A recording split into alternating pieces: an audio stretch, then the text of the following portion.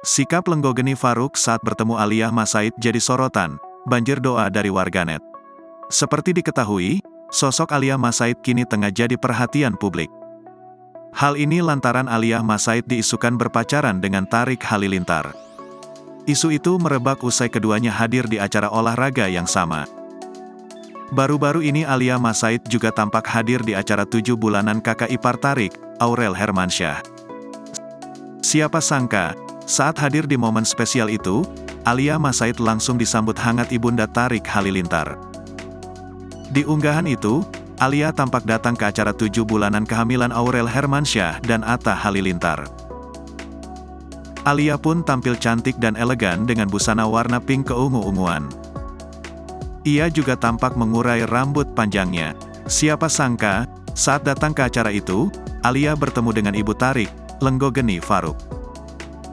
Meski baru bertemu, keduanya tampak akrab dan saling menyapa.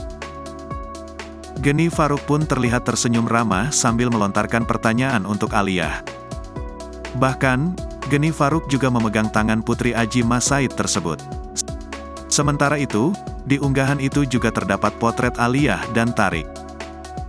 Keduanya tampak berfoto bersama sambil menyunggingkan senyuman. Sayangnya, Alia tak mau berkomentar banyak soal pertemuannya dengan ibu Tariq.